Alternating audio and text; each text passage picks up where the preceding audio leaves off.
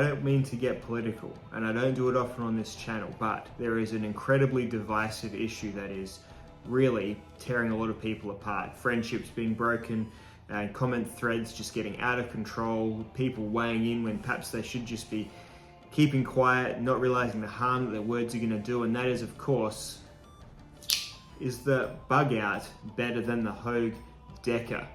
We are going to weigh in. I'm going to look at it as objectively as I can.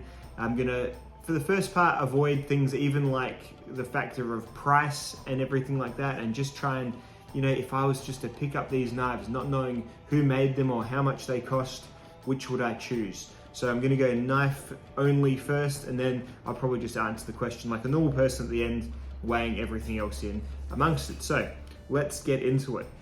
So the Bugout and the Deka are very, very similar knives. The Bugout did come first, and then the Deka has been pretty successful in being almost a market disruptor due to its significantly lower price point that it entered the market at, doing the similar thing. And what is the thing? It's being a lightweight knife with a plastic style or FRN or grivery, sort of a composite synthetic handle, very thin 3-inch or so blade, axis style lock or sliding bar lock or whatever the non-Benchmade proprietary version is now named from everyone else. Deep carry pocket clips, weighing about 2 ounces, that's like 50 odd grams. Really, really lightweight, thin knives that are basically designed to just be pure EDC taskmasters, and they both do a very good job at being that. Now this version here is a limited edition Workshop 20 CV version, and this one here is a Magna Cut Deka. Dekas also come in 20 CV. Dekas also come with a couple of different blade shapes, and Bugouts also come as a mini Bugout variant, and also with some G10 or CF Elite style handles. So there are variants and there are limited editions, and this one is sold through the company Workshop, which is why it's got a cool yellow Workshop sort of themed handle color, and the black Cerakote. Yellow and black and white are the Workshop colors. So when I'm using these two knives, it is true there is little to discern one as better or worse than the others. You have to really look sort of, fairly in depth for the details, and they're going to be things that are really going to come down to a matter of preference. So in the hand, the handles feel slightly different. The Benchmade Bugout has a slightly more neutral handle, whereas the Deka goes for the slightly more swoopy, finger groovy type look and feel. It's just a finger groove for your index finger, and then the slight swoop for your sort of ring and middle fingers to go into, whereas the Bugout is definitely just a straight handle. I prefer the Bugout's handle. If I didn't know which knife was which, and I just picked up one or the other, as I shut my eyes and bear down on them and use them, the Bugout is ever so slightly more comfortable in the handle than the Deka Magna Cut is. And that's also due to feeling like there might be some slight extra smoothing on the edges of the handle material, especially in the channel where the blade folds into. The Deka has a slight extra bit of catchiness to it.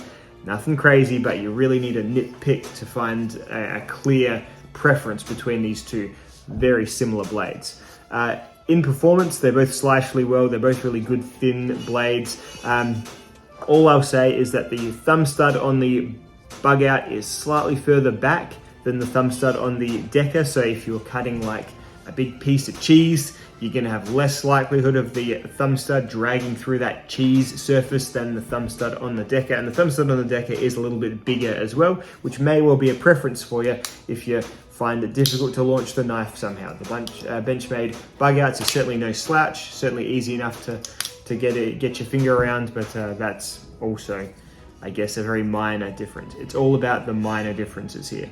The major difference obviously is the blade shape, but even then it's only really an aesthetic difference. Like, the one difference really is that the belly of the Deka starts a little bit later than the belly of the Bugout. The Bugout's belly starts about 2/3 of the way down, and the Deka's is about 3/5 of the way down, when it sort of starts to swoop into a curve, which is when if you're doing board cutting and things like that, right? So look, as two knives, they're both very, very good, and it really does come down to a few preferential things for me. If I didn't know who made these knives and didn't know how much they cost, and put them both in my hand and used them for 2 weeks, right? I would probably prefer the Bugout just a little bit. The steel in the MagnaCut Deka is better than the Bugout's steel. Probably tangibly so, even for a casual user. They would probably notice less likelihood of rust if they really forgot about it, mistreated the knife, and also a slight boost in edge retention. Look, when it comes to steel and edge retention, there's basically, you can do all the graphing and everything you want, but there's basically 4 categories of steel. There's noticeably soft. So there's when, you know, your 420 HC blade on your Leatherman, right? If you use that for your every cutting task, you would notice that it dulled fairly quick. There's your good steels, there's your great steels, and then there's your excellent steels in terms of your edge retention. Steels at the top here, you really start saying things to yourself as, geez, I don't really remember when I had to last sharpen the knife. Your great steels are steels the way you noticeably say, geez, I barely have to sharpen that, that's really good.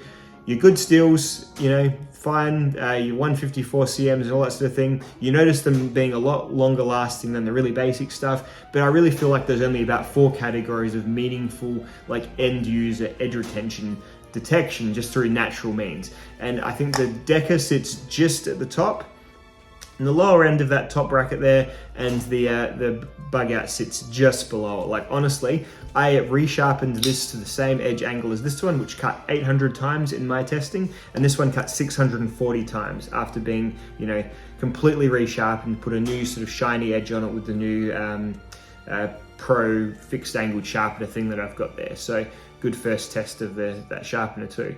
But yeah, in my sort of somewhat testable way of doing edge retention, then yeah, this does hold an edge for slightly less than this, and I think you may notice that sort of extra 20% or something from the MagnaCut between these two, but even then, not quite. If you truly just love the look of the Bugout and hate the look of the Deka, then if you can get this 20 CV Bugout and money is no issue to you, then by all means, go ahead. So look, objectively speaking, I think the Bugout is a slightly better knife. This does have the better steel, but I think for the end user, for someone who's just using it every day, not really keeping score of how many feet of rope or cardboard they're cutting, I don't think you'll notice to the point where it really docks the points for steel-wise. If this was in the S30V, then you'd probably say, yeah, absolutely.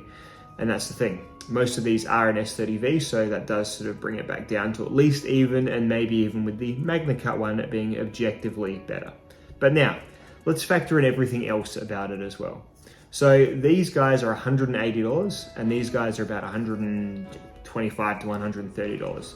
So you're paying $50 more for a blade that has basically the Benchmade butterfly on it. Both of these are US made. The materials are very, very similar, and the steel in the Deka is notably better, and probably even a more expensive steel to source than 20 CV. Both are American powder steels. I know there's a lot of MagnaCut getting around, so the price has probably come down a bit, but you really are paying a butterfly tax for this guy. Cheerfully, it's quite a low-cost knife for a limited edition Benchmade, and it's sold through Worksharp's site, I can see. You know, limited edition Benchmades and pricing have a pretty checkered recent history. What's he asking? Dreaming. Tell him he's dreaming. Dreaming. Tell him he's dreaming.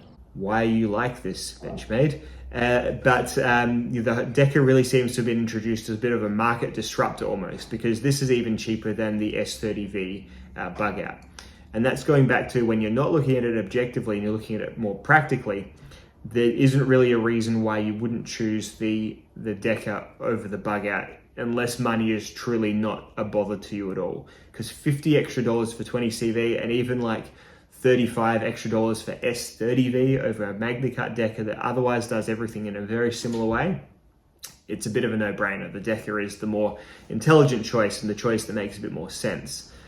If I had one knife versus the other knife though, didn't know where they were from, and especially if this was in MagnaCut, I would say this is just the better knife, but only by a sliver, and it's certainly not by a $50 or even a $30 sliver. So that's where I'm leaving this debate. Practically speaking, the Deka is better, but I think the Bugout is just a slightly nicer assembly and design. That's my thoughts. See you in the next video. Goodbye.